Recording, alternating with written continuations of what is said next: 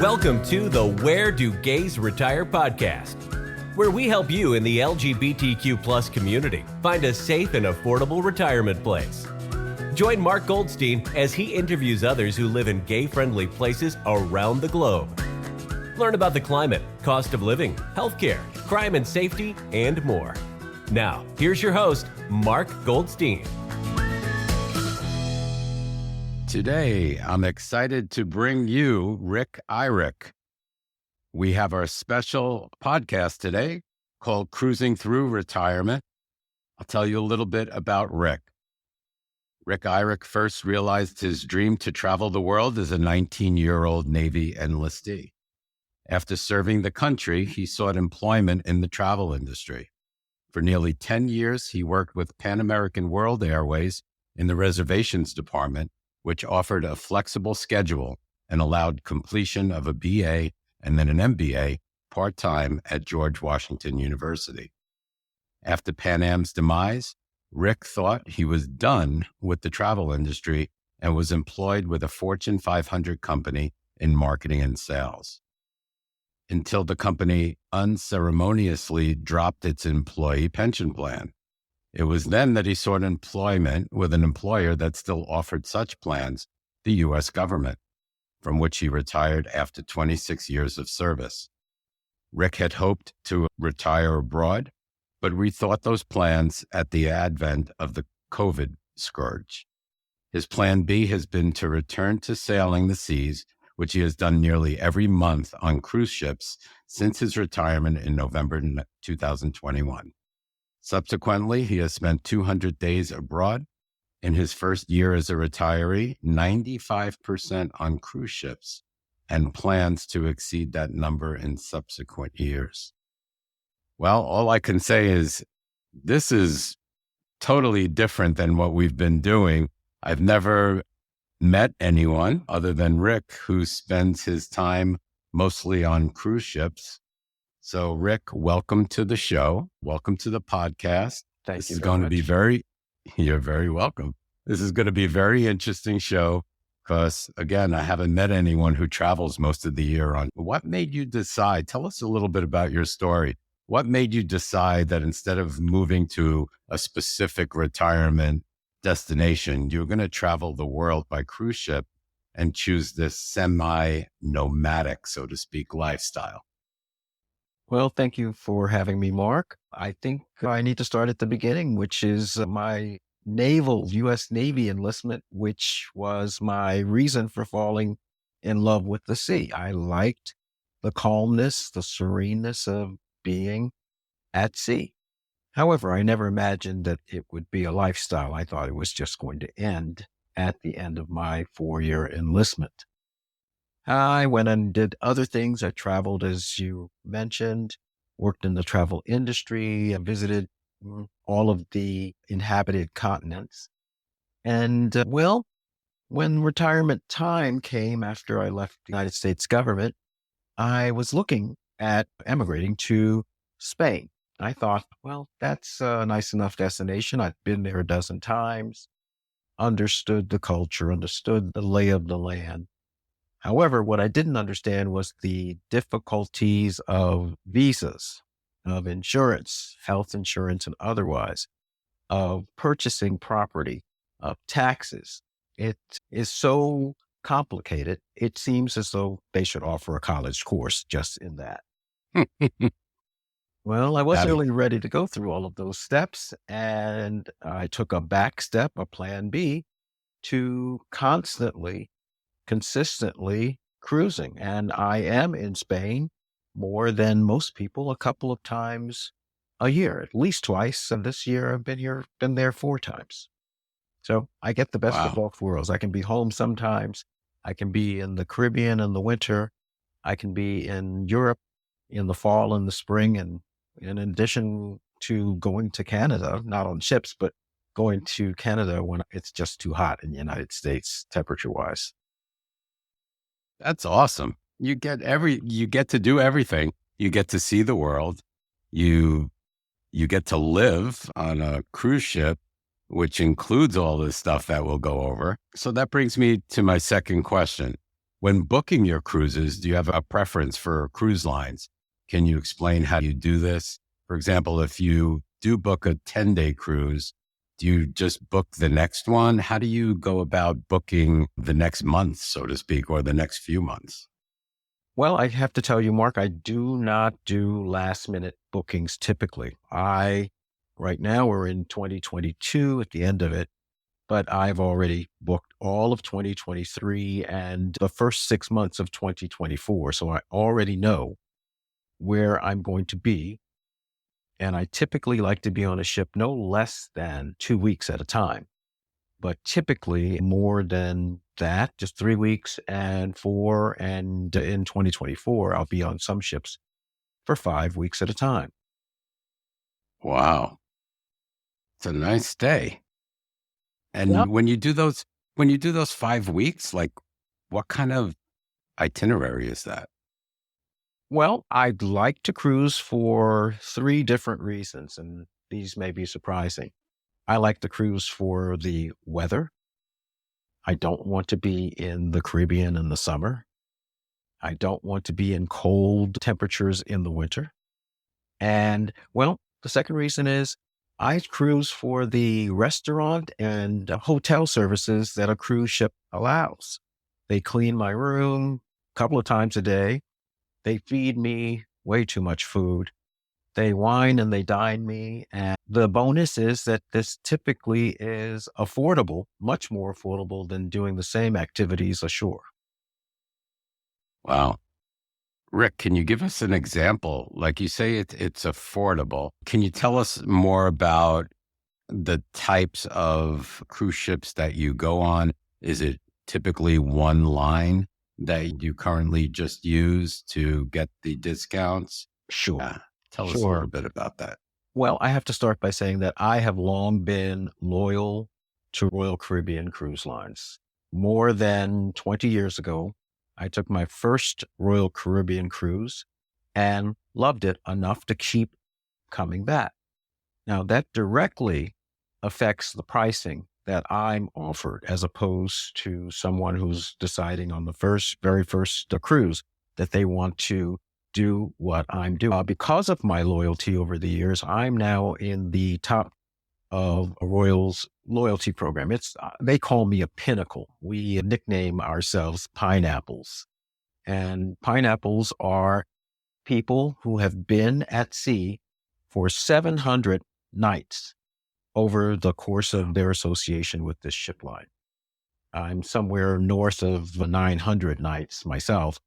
But once you get to that 700, the cruising discounts kick in. And as a single person, typically a single person is charged twice the fare. This cabin that I'm occupying now Sure. could accommodate two people. And well, the ship line isn't happy about only accepting one fare where they could have had two. So a new cruiser to Royal Caribbean, Carnival, Norwegian, any of the others will be in a cabin that could accommodate two. And because of that, you'll pay 200% of the fare. However, at a point when you passed maybe 340 points with Royal, then all of a sudden, instead of 200% of the fare, you only have to pay 150%. You're paying essentially for 1.5 people instead of two in your cabin, which makes the cruise substantially cheaper as well. In addition, there are all kinds of other discounts that they bring aboard. They give you, for instance, free internet. They will give you free wine, free drinks, free food, free so many things that it's actually too cheap to stay home.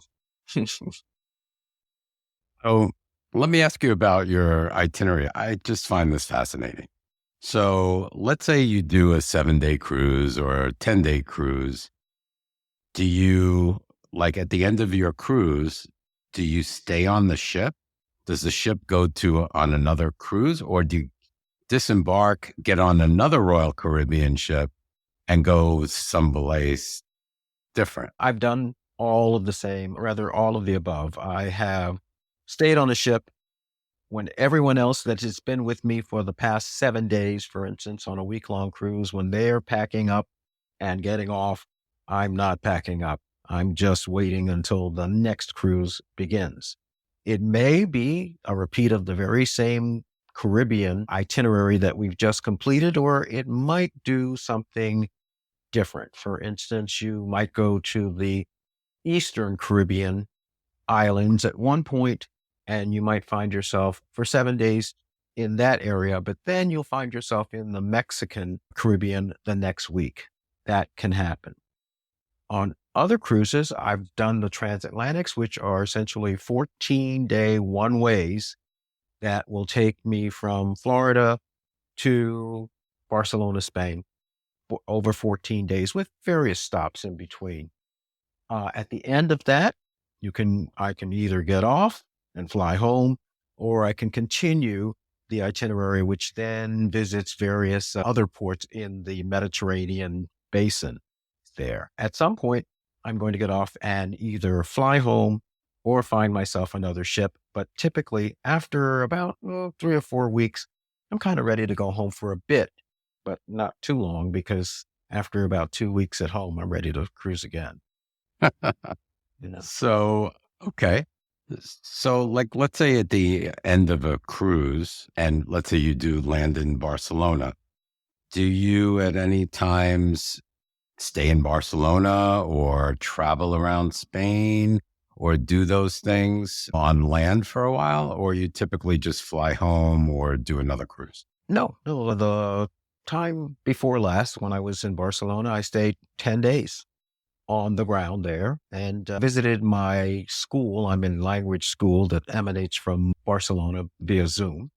So I met my teachers and hung out in Barcelona. But I have to warn you, when you check into a hotel and you're buying your own food and you're making your own transportation arrangements, that's a lot more expensive than the cruising. So I kind of limit my time on land in those situations. So the typical retiree really can't do what you do because of the time and tenure you've put in to Royal Caribbean. If it was me and I've only been on 2 cruises and they were 2 different cruise lines, I really have no points or no points with anyone. It would probably cost me double than it does or triple than it does you. Is that right? It would cost you more, Mark, but I have to emphasize that I have a shipboard routine that's probably unlike that of novice cruisers. Novice cruisers look at their experience as the cruise of a lifetime. And that being the case, they want to do things that I would never dream of doing. They want to go into the casino and they want to gamble. They want to take wild and expensive tours in the various ports. They want to buy upscale meals aboard the ship, whereas the ship's own meals are fine, but they have a specialty restaurant menu. And some people think, well, I got to have that. So it's easy to blow $50, $60 a night on just your dinner because you consider that a part of your vacation experience. I would never dream of doing that. Right. So it's more like your home. Right. So it's different. I love it. I do too. So what type of climate? You said not too hot, not too cold, but what do you prefer? Anything in between? What's your ideal place that has great climate? Where do you like to cruise? Had I moved to Spain, as I would have done, I would probably be comfortable there until it started to warm up in June and July. I wouldn't find myself very comfortable in Malaga or Valencia or Barcelona in the middle of the summer. Cruising allows me to change my temperature so that it's within the range that I like to have it. I like it anywhere between 60 and 85. So in the wintertime, as we are in December now, right now in my hometown of Washington, it's in the 30s. Yeah, it's cold. Here in the Caribbean where I am now at the moment, it's more like 75, 80. So Where are you, by the way? I'm on an island called Coco Cay. Coco Okay. Cay is a Bahamian island, not too far from Miami, because we're at the end of this particular cruise and we're about to end this one in Miami tomorrow, which is Sundays. Then I'm going to run to the airport, fly home, and be home for Christmas before heading out again. Nice. So tell the audience, what are expenses like for you? I know you said you have a condo back in DC. Is that correct? I do. Okay.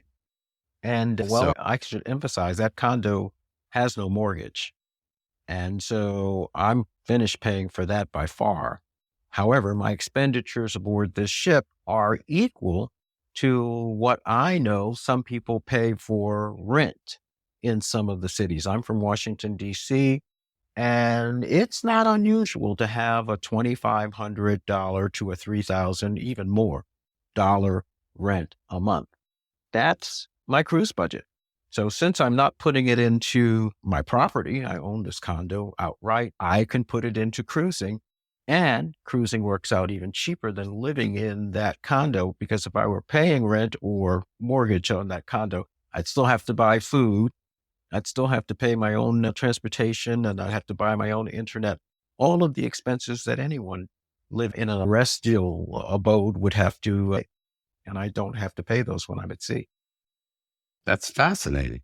So, okay. So your monthly expenses are pretty much equal to someone's expenses that rents an apartment in DC Yes. or has a mortgage Yeah. on a place, and you're actually paying less or equal because all of your food's included, your entertainment is included if you so desire. Pretty much everything is included.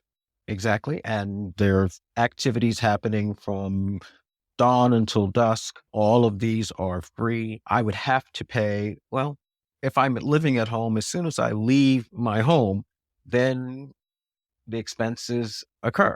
Of course, you've got to get transportation to get where you're going. You've got to pay probably an admission fee at the venue that you're going to. You have to feed yourself. If you're going to buy a drink, you're going to have to pay for that. Those things I'm not paying for aboard ship. So in my mind and in my budget, cruising is cheaper than staying at home. And your loyalty rewards, that includes alcohol too?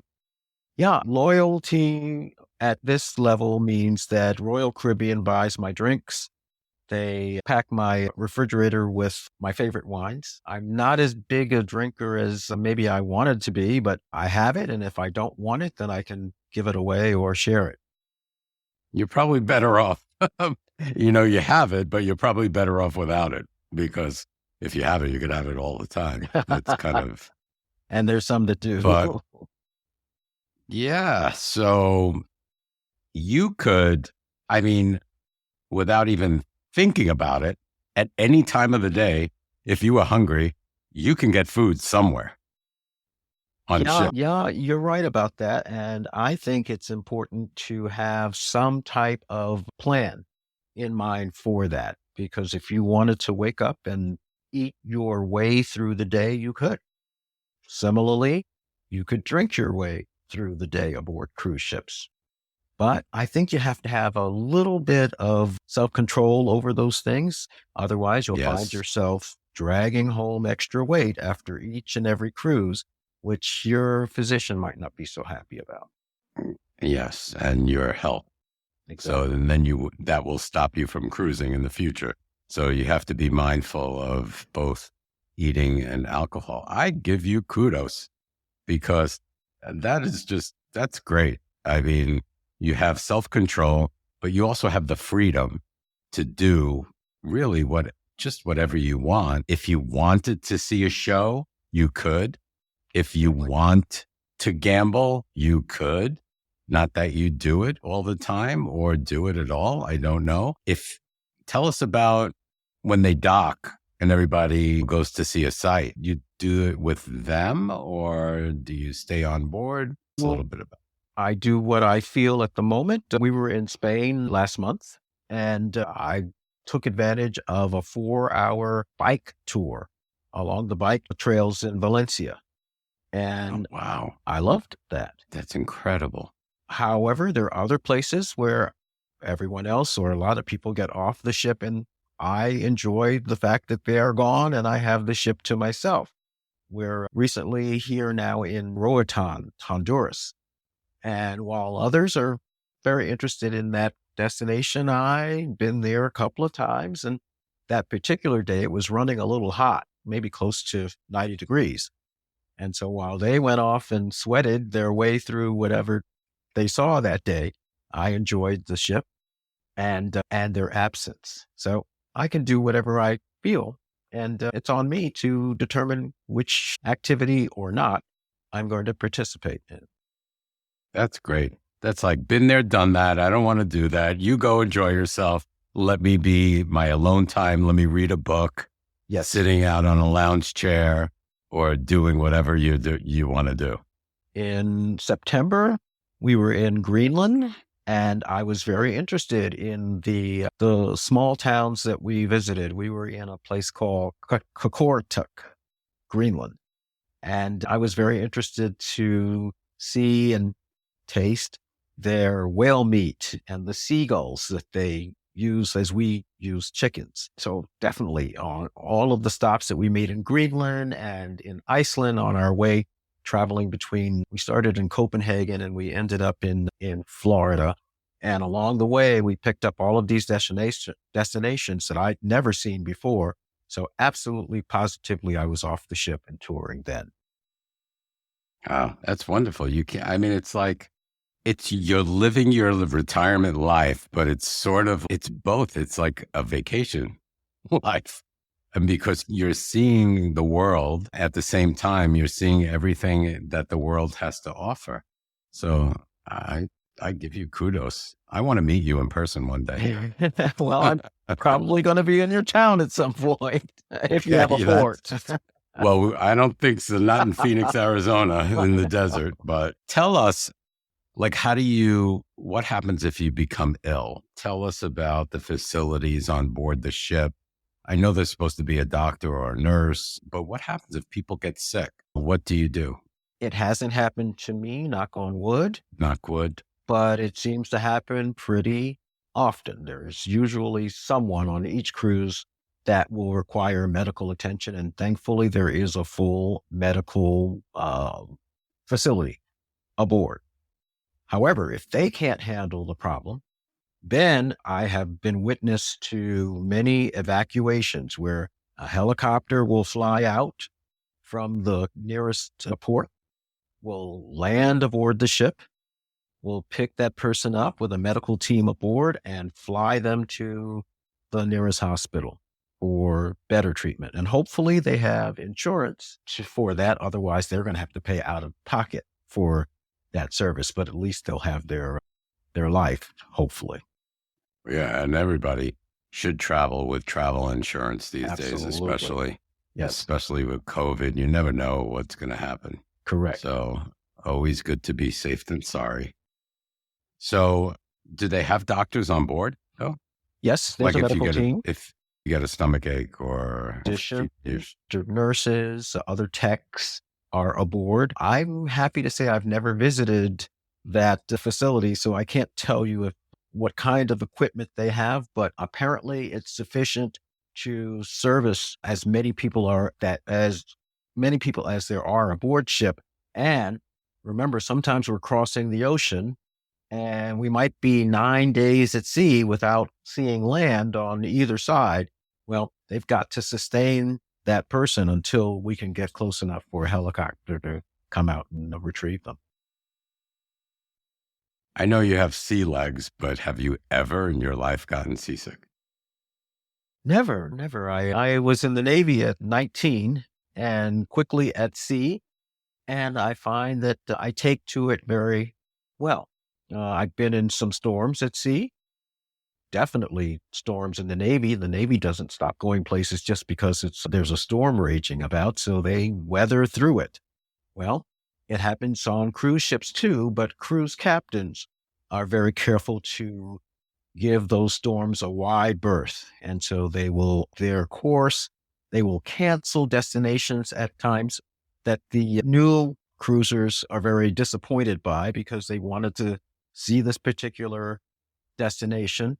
But in your cruise contract, if you read that upon buying your ticket, you realize there's no promise of a destination. So sometimes destinations are skipped or changed based on the safety of the route. And well, the captain wants to keep you comfortable. So Yeah. he's not going to, or she is not going to plow through a storm just so you can get to see that your dream destination. Also, Right. today's ships are much more stable and they use stabilizers, computers that even out things. And so there can be a little movement, but certainly nothing like what I remember in the Navy. And I've only been on 2 cruises in my life, and both times, unfortunately, I got sick. Well, not sick, but didn't feel too well. The second time I remember we were dodging a hurricane. We were in the Caribbean and they did have to bypass an island and just to go around it. But I remember sitting at the dinner table one night and somebody saying, "Oh, Mark, you look green." And I was like, "I feel green." And I guess I had to sleep. I didn't get sick or anything, but I went back to the cabin, slept until the next day, and then I felt better. But I guess I was lucky. But there was another time that my stomach really wasn't the best. So Well, I don't know if cruising is actually for me. I don't know if it was just those times. And back in the 80s and 90s, oh, you know, no, it's improved so much more since then. And there are people that are wary of that movement. And so they use medications in order to take care of that. In advance of feeling any symptoms at all, you'll see people that have a little patch on patch. behind their Yeah. ear. And that seems to work with them and for them to make their cruise smooth. But in general, cruising is not what it was even a dozen years ago. Computers make it a much smoother ride, even in rough waters. And well, I've never ever needed a patch or even wanted one. In fact, I'm a little disappointed sometimes when it's going too smoothly. I like a little action, as they say. So for me, if I'm on a cruise for X amount of time, 10 days, 7 or 10 days, I get off on land and I still feel like I'm on a cruise. I'm still feeling like I'm at sea. So, Some say okay. that. Yeah. So, yeah. So you told us when people do get off the ship sometimes and they disembark, you may stay depending upon what you want to do. That's excellent. How are you able to make friends? Do you make friends? Living this type of lifestyle could be difficult in itself because everybody is so transient. You have a new crew, you have new people that board the ships. Maybe you have some cruising retirees that you're friends with, that you cruise with. Tell us a little bit about that. Well, in my case, I seem to always have what I call cruise buddies aboard. We often will use Facebook and other social media to coordinate our future cruises. I was booking 2024 before I came on to do this podcast with you, and I communicated with a couple of my friends. And so we simultaneously booked ourselves on the same cruise. So at least there are about 8 guys that I know are going to be on these cruises in that year. Every cruise line, Royal Caribbean for sure, definitely has an LGBT gathering every night. And you go to that gathering, you're going to meet the other guys that are on board. It's like a happy hour and you pick up new friends every cruise. So I've tried to be on cruises where I didn't know anyone just because I was in that kind of a mood. It's never happened. I either get on board, I'll recognize someone, or I'll go to the LGBT gathering and I've got instant friends from that point on until the end of the cruise. So you're never quite alone unless you want to be. That's awesome. I had no idea that Royal Caribbean has an LGBTQ night every night. every Do you night. have a happy hour every night? Every night. Now, often I don't go because it's kind of beyond my bedtime sometimes. But Oh, what time is it? well, the one on this ship is 10 o'clock at night, and I'm Oh, earlier to bed guy. But I don't yeah, me need to too. attend the gathering because I'm hanging out with four guys on this particular leg of the cruise that I knew. And on the last cruise, which was last week, there were six that I spent most of my time with. And well, they got off and some others got on. And quite honestly, I had lunch today with a married couple, and they are aboard and wanting to be friends. And I am. So, Rick, tell us about, there are actually people that work aboard the ship, like digital nomads on board. It's like years ago, that was like unheard of because no one can use their internet. And now, They can. On Royal Caribbean, there has been a vast improvement of the Wi-Fi system. Thanks to the controversial Elon Musk of SpaceX and Twitter fame, he has developed a satellite-based system that Royal Caribbean has purchased and is in the midst of installing on all of its ships. The last installation will be in March. Well, that is a much stronger, much more reliable Wi-Fi system than was previously available on any ship. I have met internet, let's call them IT guys, that will come on board. They are connected. In some cases, they write code, and they can write all the code and then at one point upload it to the cloud or wherever it's going and get paid by having electronic deposits into their account. They have no reason to be in an office. And of course, COVID made that possible for a lot more workers than ever before. So unless your boss cares where you are working from, home or a ship, why not be on a ship? yeah, I would, nothing wrong with that's for sure. So, are you able to establish relationships? Like, how does that work if Well, you're on board? the difficulty of relationships is if you get involved with a landlubber. If you find someone at home or in a land destination that you like, and then you want to cruise, then balancing those two things can be a little difficult. So Difficult. you don't want to I don't want to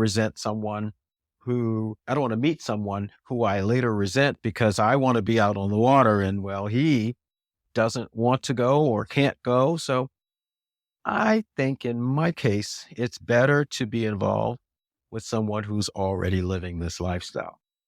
So of I course it agree. narrows down the choices. The playing field, yeah. Yeah.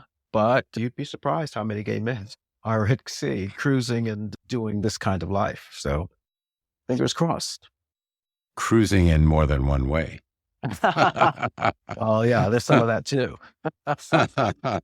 Yeah, I have to say there is. So, does living amongst others in the LGBTQ plus community matter to you? Have you ever gone on a gay only cruise?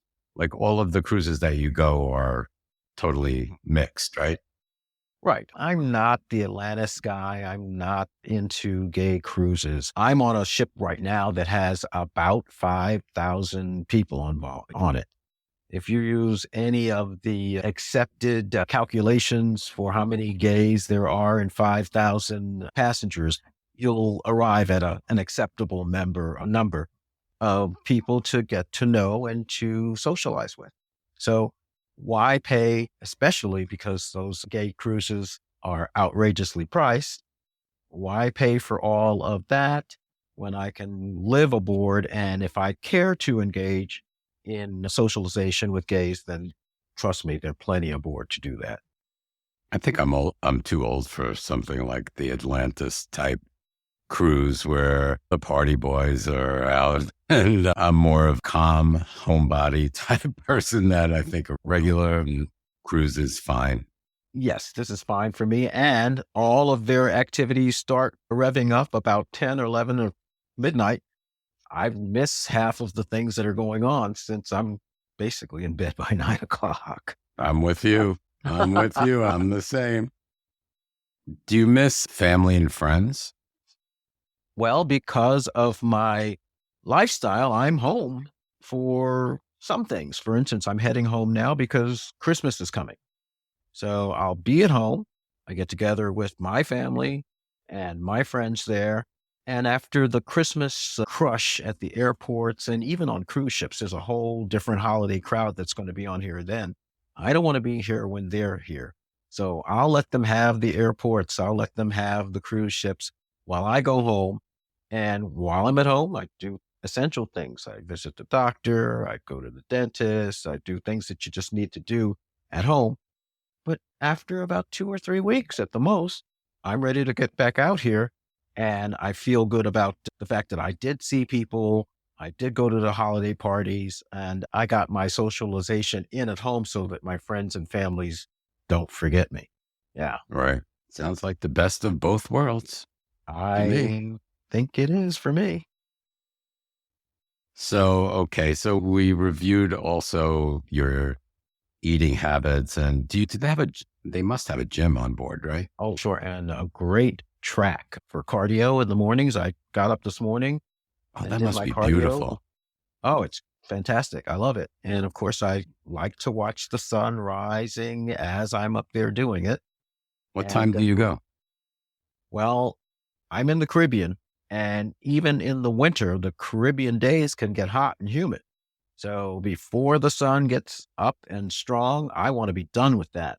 So Yeah. this morning, and my Fitbit will prove it, this morning I was on the track at 5:15 and I did an hour of cardio and the sun was just beginning to sneak out as I was finishing up, but that's fine. There's a full gym, as full as any gymnasium membership thing that you would pay for. It's here on this ship. I'm not currently using that. I have some COVID concerns, so I don't even use the gym at home. So I practice the very same thing here at sea. But I have my push-up bars and definitely I get my steps in every day. So if you want to exercise, trust me, you have more of an opportunity to do it here on the ship than you might even have at home, given So the Rick, weather concerns. the gym is included in your price. So, Right. and I'm not it's paying for gym memberships. No, a full gym if you so choose to use it. absolutely full and, everything that you would dream of having. That's another perk. I don't know, ladies and gentlemen, it sounds really enticing, right? So what did you do during COVID? I hope you didn't get stuck aboard ships like so many others have. Well, you have to be careful. I'm masking in elevators. If I have to take an elevator, and often I'll take the stairs instead.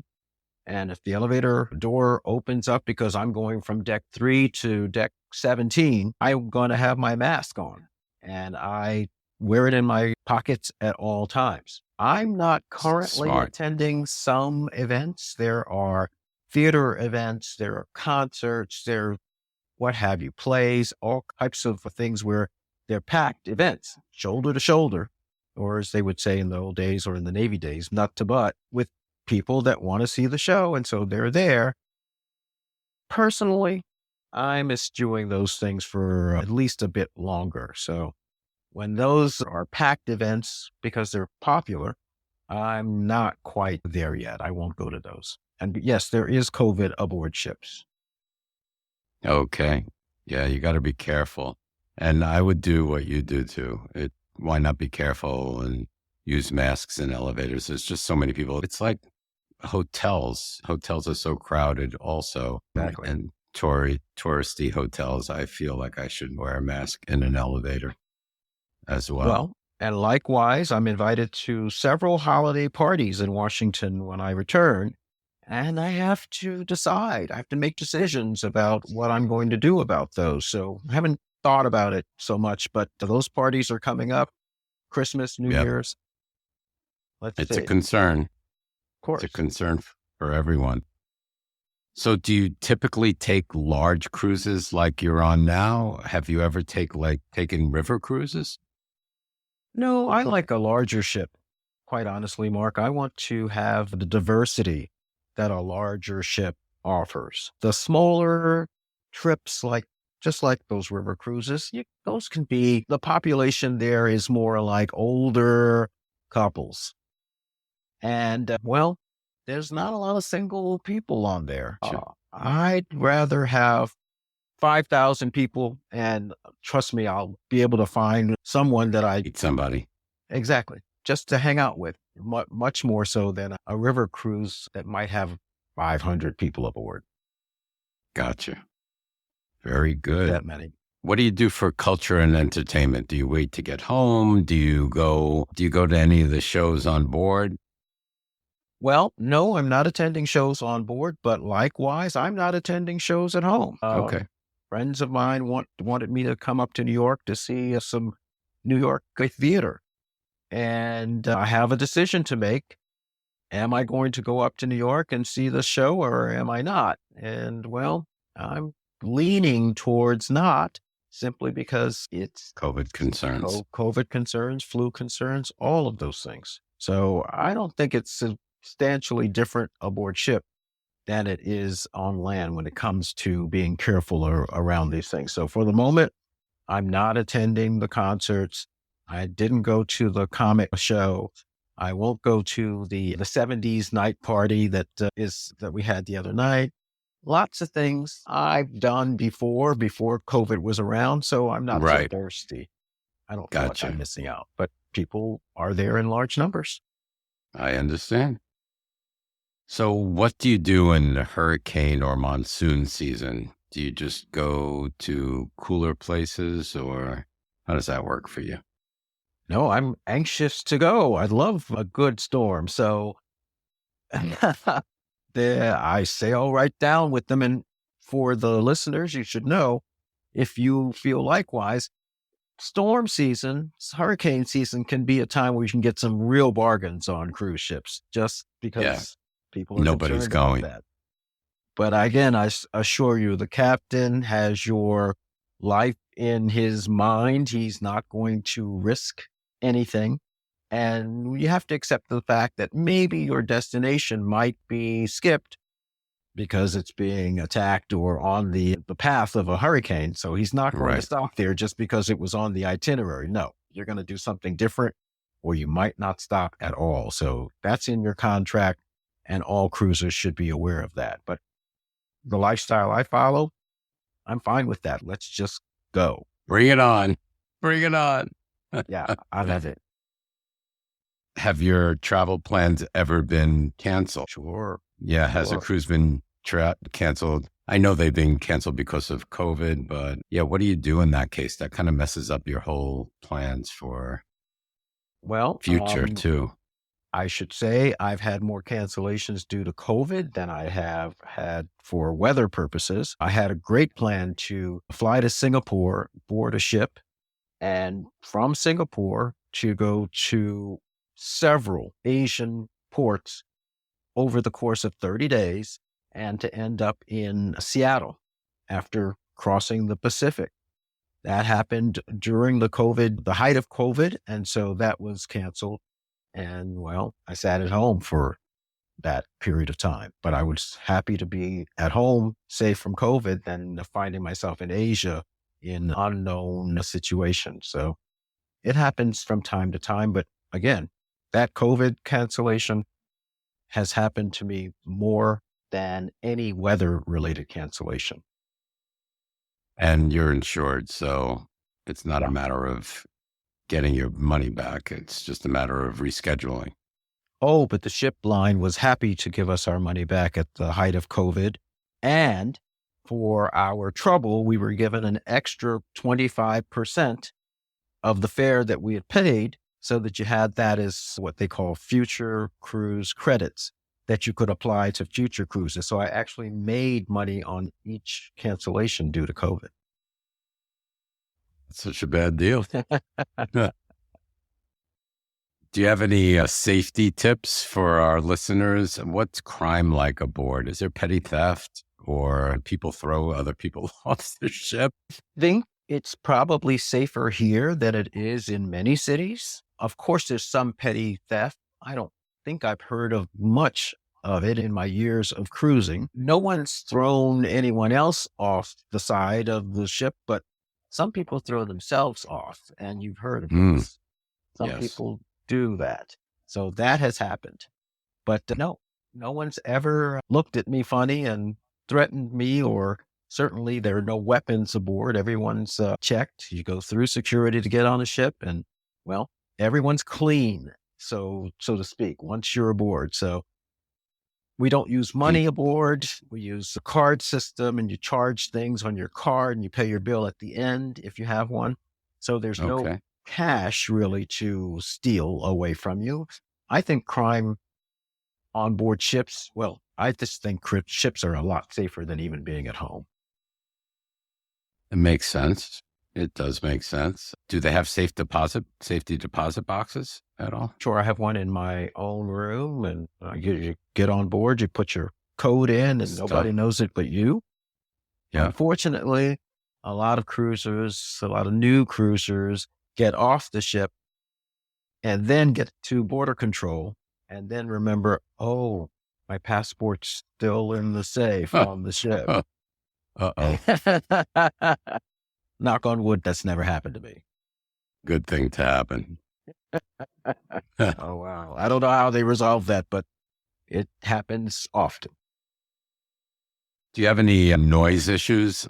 Like your next door neighbor, whoever is next door, how thick are the walls? Do you hear people come home at 2 a.m, 3 a.m, like a hotel? I think the biggest noise issue that one could have are slamming doors. The doors on our cabins are made to keep water out. So they're made of metal and to keep fire out. So they're heavier than your door in your room at home. People tend to be considerate about that. Or if you have a neighbor that doesn't seem to notice how much he or she is slamming the door, I like to just put a little sticky on their door. You can even do that discreetly. And suddenly that problem stops. I think the biggest noise issue I've ever had was in Iceland rather, as we were going through fog that lasted probably 48 hours. And so every minute the foghorn had to be sounded, which is not something that you only hear, but you can actually feel. It actually vibrates the entire ship. Yeah, but it's for our safety. So I slept right through it. Excellent. So, okay. So how long do you plan on cruising? And just till you're not able to, or is there a plan in the future to be at one place, like your condo? I keep the condo just in case. I'm not going to sell it. I'm going to keep it. I like visiting it every so often. I have family, a brother that I need to be in touch with from time to time. I'm going to cruise until I can't, or something. Well, maybe I'm asked to marry by a landlubber and I just can't resist him. If that's the case, then maybe I can hang up my cruising hats. But right now, I'm having a good time. This is my first year of retirement. I'm doing it a lot now. Maybe at some point, maybe I won't want to do it so much, but for the foreseeable future, this is my life. I just finished my 208th day of cruising, not all consecutive. I went home and came out, went home and came back like that. But 208 days out of 365 days, which is a lot. That's quite a bit. Yeah. Yeah, absolutely. That's great. You're living the life. So, Rick, what would you say? Are there any cons to cruising through retirement like you've been? Well, we mentioned the food issue. I think you have to have some discipline around that. I think you have to have some discipline around your health. You have to exercise. You really do need to be more than stationary. Conscious of. You can't drink yourself into a stupor every night. I don't think that's good. You have to look at the plenty that is available and decide that you can live on a portion of what's available. Otherwise, well, you'll be on a helicopter and Right. evacuate. You don't want to do that. No, You don't want to do that. that's How the about biggest anything con. else, relationships wise? Relationships, as I mentioned, you can meet lots of people. And as you mentioned, maybe at the end of the cruise, they go and you're staying. So then you have decisions to make. Did you want to be with that person to the point where you would follow him home, or are you going to wait until the next crowd gets on board and then start all over? In my case, I haven't found anybody irresistible that I want to follow home. So Gotcha. I'm definitely in the group of let's see what the next crowd brings. It's like a gigantic book and the chapters keep on coming. I love it. I love it. It's excellent. I do too. Do you, Rick, in wrapping up, what kind of advice or what advice would you give our listeners if they wanted to lead this type of lifestyle? Well, as I mentioned, I don't have a mortgage. I planned not to have a mortgage by the time that I retired and began this lifestyle. So I don't feel bad about paying out what I would usually pay for a mortgage or to rent an apartment in DC. So that's what I'm paying to cruise. What I would suggest is have your finances together. I would say this for anybody retiring. Get out of debt. Don't buy that big flashy car in the year that you're going to retire. Don't upscale your house and find yourself in a 30-year mortgage, because it's not going to be easy to do both things simultaneously. I downsized my house, got rid of a lot of stuff, and now I have a condo that I can essentially lock and leave for months at a time. That's awesome. That's Yeah, awesome. stuff. Well, You want experience. stuff. Experiences, not stuff. Right. You want to get rid of stuff. Stuff Right. just ties you down, Right. and you don't want to be tied down in retirement. And don't get a new puppy just before you start this lifestyle. It's a good one. That's a good one. That's a good one. Well, Rick, thank you so much for being a guest today on our podcast. This was very interesting. One of our most interesting ones, because it's very different. Thank you again. And I'm glad you can make it. Well, tell your listeners, come on out. I'm probably I going to be will. on I'm probably going to be on the ship that they're on. So, and I'm not hard to And find. I'll make sure the next cruise I do go on, I'm going to look you up first to see where you are.